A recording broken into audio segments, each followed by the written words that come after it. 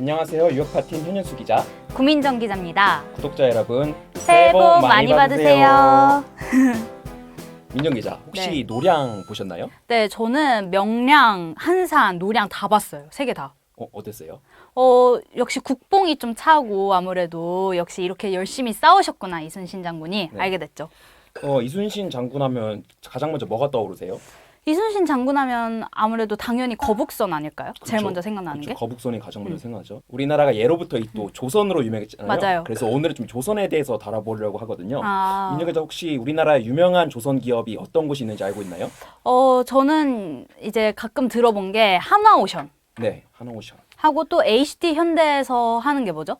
HD 현대 이제 조선 중간 지주사 HD 한국조선해양이 있고요. 한국조선해양. 그 정도 알고 있어요. 그리고 또 이제 삼성중공업 이렇게 아, 세 기업이 네. 이제 흔히 말하는 조선 3사라고 하거든요. 빅3? 네, 빅3. 이 하나오션이 이제 이제 작년에 대우조선해양에서 이제 하나오션으로 이제 바뀌었죠. 네. 그렇다면 이제 지난해가 된 2023년에 조선업에 대해서 좀 얘기를 해보려고 하는데 이 실적이 어땠을 것 같아요? 실적 제가 사실 아마 선배 리포트를 챙겨봤으면은 제가 알았을 수도 있는데 그렇게까지 긴밀한 사이는 아니어가지고 한 번이라도 봤으면 알 텐데. 챙겨보진 않았지만 그래도 왠지 좋았으니까 선배가 올해 이렇게 첫 스타트로 들고 나온 게 아닐까 하는 생각이 드는데. 네. 말씀하셨다시피 일단 전체적으로 말씀드리면 조선 3사의 성적이 모두 좋았어요. 오. 그러니까 그냥 좋은 정도가 아니라 이 조선사들이 오랫동안 좀 그 불황을 맞았었거든요. 그래서 적자를 오랫동안 겪었는데 이 세 기업이 모두 흑자로 전환하는 좀 의미 있는 한 해였거든요. 오. 가장 먼저 삼성중공업이 1분기에 196억 원의 영업 흑자를 기록하면서 네. 무려 22개 분기 만에 이제 흑자로 전환을 와, 했고요. 오랜 시간 만에. 그렇죠. 진짜 22개 분기면은. 그리고 2분기에는 589억 원, 그리고 3분기엔 759억 원으로 오. 그러니까 지난해 내내 흑자를 네, 유지한 네. 거죠.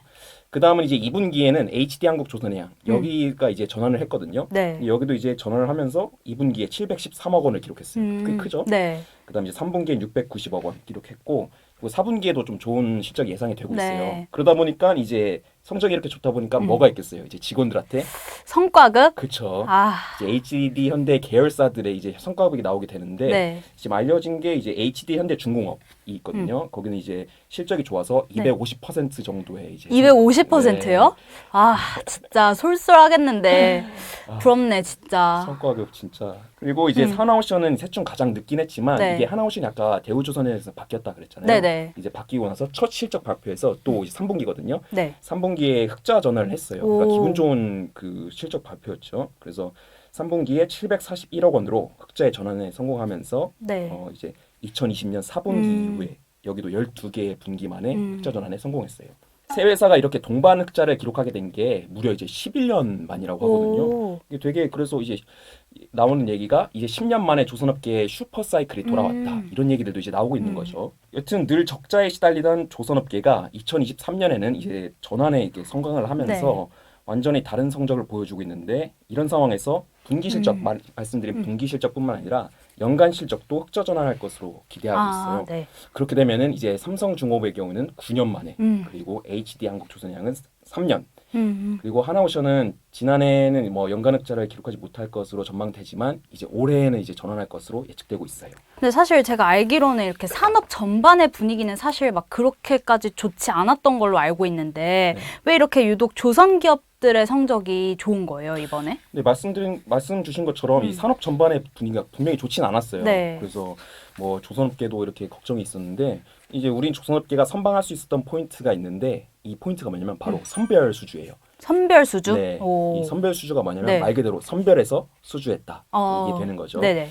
이게 예전에는 저가 수주로 이제 마진이 낮은 경쟁을 했던 경우 그때가 있거든요. 네.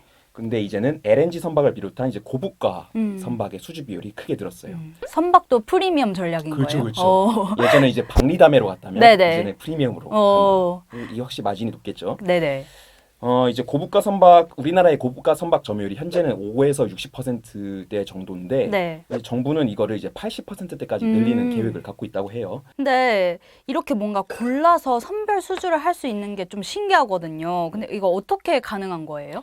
이게 가능했던 이유는 가장 큰 이유는 이제 국내 조선사들이 이 물량을 많이 쌓아놨어요. 그러니까 3년치 수주량을 미리 쌓아놨기 때문에 이제 좀 그러니까 든든하잖아요. 네네. 그러니까 이제 자기들이 이제 앞으로 수주하는 거는 이제 골라서 비싼 것들 위주로 수주하겠다. 이렇게 되니까 선별 수주가 가능하게 됐던 거죠. 네. 근데 이것뿐만 아니라 좋은 점이 이 앞으로도 조선 시장이 둔화할 거라는 예측도 솔솔 나오고 있긴 하거든요. 그러니까 네. 이제 그 선박 가격이 이렇게 쭉 올라가다가 어느 정도 정체돼 있으니까 뭐 그 지난해보단 좋지 않을 수도 있다 이런 말이 나오는에도 불구하고 이런 이제 쌓아놓은 그 수주량을 바탕으로 좀 이제 여유롭게 운영을 할 수 있게 된 거죠. 근데 아까 말씀하신 것처럼 모든 사업에는 약간 한계점이 있고 해서 조선 사업에도 분명히 뭔가 한계점이 존재할 것 같은데 네. 좀 그런 게 있나요? 네, 뭐 완벽한 게 없죠, 네. 사실. 그러니까 이게 최근 산업 전반에 문제가 되고 있어요. 네. 우리나라도 문제가 가장 큰 문제가 뭐죠, 지금? 가장 큰 문제? 약간 인력이 없다는 거? 맞죠. 출산율이 낮아지고 이제 인력들이 없다는 일할 게 젊은 사람들이 그렇죠. 부족하다는 거? 이게 진짜 산업 전반의 문제가 되는데 네. 이 인력 문제가 조선의 그 산업에도 큰 문제가 되고 있어요. 그러니까 일감이 이렇게 쌓여 있는데 인력은 없다. 이러면 이제 되게 큰 문제가 되는 거잖아요. 네네. 이게 2010년대 특히 2010년대 그 조선업계가 불황을 맞이하면서 노동자들이 많이 빠져나갔어요. 그러니까 반도체 산업이나 이쪽으로 많이 빠져나가면서 안 그래도 부족해질 인력에 더 없으니까 이제 그걸 빨리 채워야 되는데 그래서 기업들도 이제 어느 정도 살림살이가 나아지다 보니까 다시 불러오려고 임금을 높이는 등 이제 유인책을 쓰고는 있어요. 근데 사실 이게 돌아갔던 인력을 다시 찾아오는 게 막 쉽지는 않잖아요. 네. 여기만 부족한 것도 아니고 다른 데도 네네. 부족한데 네. 어떤 방법을 써야겠어요? 근데 아까 뭐 말씀하신 것처럼 결국 돈이잖아요. 사람들이 일하는 그쵸. 이유는. 그럼 임금을 높이면 좀 사람들이 돌아오지 않을까요? 그렇죠. 근데 이 임금을 충분히 안 올린다고 생각을 하나 봐요. 그래서 이제 충분치 않다. 그 다음으로 이제 생각하는 방법이 이제 인력을 외국에서 끌어오는 거죠.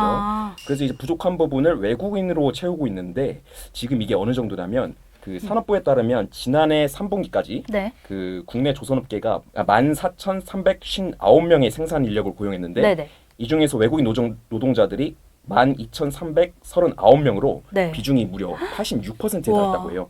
86%. 거의 네. 외국인이 대부분인 거네요. 그렇죠. 그러니까. 그러니까 지금 조선 현장에서 일하고 있는 총 합친 그 네. 인력 중에서도 우리 30%가 이제 외국인 노동자들로 채워져 있다고 해요. 그리고 이게 올해도 더 수급이 될 상황이라서 네. 이제 올해는 아마 거의 절반에 달할 것으로 예상하고 있다고 해요. 뭐 이렇게 아무리 외국인 인력으로 채우고는 있다고 하지만 그래도 이렇게 외국인만으로 채우기에는 분명히 한계점이 또 존재할 것 같은데. 그렇죠. 네. 근데 정부도 이렇게 직접 나설 정도로 되게 신경을 많이 쓰고 있긴 하는데 네. 이 문제가 완벽하게 해결되고 있는 건 아니에요. 왜냐하면 이게 조선업이나 제조업 다 마찬가지지만 중요한 게 뭐겠어요? 기술이 중요하잖아요. 그죠. 근데 이렇게 급하게 이렇게 수요를 하게 되다 보면은 아무래도 기술의 숙련도 부분에서 이게 좀 떨어진다고 이렇게 평가를 많이 해요. 그러다 보니까 가장 먼저 그 거론이 되는 게 숙련도 문제. 그리고 아무래도 외국에서 왔다 보니까 이제 문화나 언어 그죠. 이런 문제가 되게 이제 어렵겠죠. 그래서 이런 문제들은 앞으로도 이제 좀 해결해야 될 부분이 아닐까 싶습니다. 그러면 이제 2023년에는 어쨌든 조선업이 잘 됐는데 2024년 갑진년에는 조선업 전망을 좀 어떻게 보고 있나요? 민정 기자 어떻게 될 것 같아요?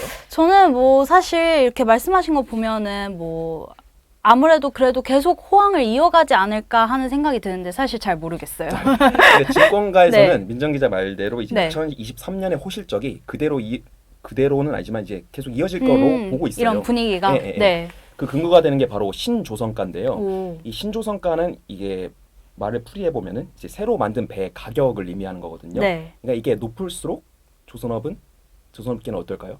더 좋겠죠? 네, 당연히 좋죠. 네. 근데 이게 되게 높은 수준을 유지하고 있어요. 네. 그러니까 꾸준히 올라와서 지금 올해에도 높은 수준을 유지할 것으로 예상이 되고 있는데 이게 올해에도 유지되다 보니까 아무래도 2024년에도 조선업계가 좋을 것으로 보는 거죠. 네. 근데 이 업계에서는 이 상황을 마냥 그 막 긍정적으로 보고 있는 건 아니에요. 좀 문제가 있는데 어떤 그게 있을 것 같아요. 그러니까 만약 우리 2024년에 뭐 걸림돌이 생긴다면 어떤 문제가 있을 것 같아요? 사실 뭐 우리나라는 잘 하고 있어도 네네. 또 다른 나라에 그렇죠. 비해서 얼마나 경쟁력이 있느냐도 중요하니까 네네. 또 항상 우리나라의 좀 제조업의 라이벌로 항상 거론되는 나라 있잖아요. 그쵸. 중국. 맞아요. 좀 중국의 경쟁력에 비해서 어떨지. 이제 한국이 2020년까지는 네. 3년 연속으로 그 조선 수주량에서도 1위를 차지하고 있었거든요. 근데 2021년부터는 3년 연속으로 중국의 1위 자리를 내주고 있어요. 그러니까 전체 물량으로 봤을 때 네. 2023년에는 한국의 세계 시장 점유율이 24%였어요. 네. 중국은 어느 정도일 것 같아요? 중국은 뭐 한 2배 정도 될 것 같은데. 2배 이상이에요. 오, 올해 기준으로 봤을 때는 중국은 무려 59%거든요. 59%. 이게 계속 격차가 좀 벌어지고 있어요. 네. 그 양으로만 따졌을 때. 그나마 그래도 LNG 선박 같은 분야에서 네. 우리나라가 좀 압도적으로 점유하고 있긴 하거든요. 아직까지는. 근데 이제 중국도 LNG 분야에서 점유율을 좀 스멀스멀 올리고 네. 있어요. 그러니까 이게 어쩔 수 없잖아요. 그죠. 다 이제 어쨌든 이제 다 넘어가는 전환을 맞는 상황에서 경쟁국이 따라오는 건 어쩔 수 없는데 네. 이제 걱정하고 있는 거는 이 중국이 이런 분야에서도 앞서 나가지 않을까 이런 부분을 걱정하고 있는 거죠. 그러니까 선배가 말씀하신 것처럼 네. 뭔가 물량전으로 가게 되면 이 네. 구조적으로 중국을 맞아요. 이기기는 굉장히 어려울 것 같아요. 맞아요. 그렇기 때문에 이제 국내 조선사들이 어떤 전략을 취해야 할 것 같아요? 그러니까 뭐 후발주자들보다 더 앞서 나가려면은 그보다 더 뛰어난 이제 신기술로 그쵸, 그쵸. 대응을 해야 되지 선행학습. 않을까? 네네. 또 못 따라오는 그런 새로운 기술을 개발해야 되지 않을까 이런 맞아, 생각이 맞아. 드는데. 그러니까 결국 미래의 수요를 먼저 차지해야 음. 앞으로 이 시장에서도 점유율을 계속 유지할 수가 네. 있겠죠. 그래서 우리나라 조선사들은 이제 LNG 추진선의 다음, LNG 선박의 다음으로 여겨지는 친환경 선박, 그러니까 암모니아나 뭐 수소 이제 기반으로 한 선박들이나 아니면은 HD 현대 같은 경우는 이제 AI 기반으로 한 뭐 자율운항이라든지 이런 거에 되게 좀 신경을 많이 쓰고 있거든요. 이런 식으로 이제 미래의 그 시장을 선점하려는 시도들이 계속 이어지고 있어요. 네. 오늘은 그래서 2023년과 2024년 조선업에 대해서 얘기해봤는데 민정 기자 들어보니까 어떤 것 같아요? 사실 저희가 오프닝 때 이제 노량에 대해서도 얘기를 했는데 그 이순신의 거북선이 처음 나왔을 때 네. 굉장히 혁명적이었잖아요. 그쵸. 남들이 생각 못한 그런 배였는데 네. 그런 것처럼 이제 우리나라 조선업도 뭔가 한 번은 좀 혁명적인 발전을 이룰 때가 되지 않았나. 해서 2023년에 잘 됐던 것처럼 이 이후에도 계속 잘 되고 더 발전해 나가길 바라는 마음이 생겼습니다. 상당히 조선업계에 힘이 되는 얘기를 그죠? 해주시네. 화이팅!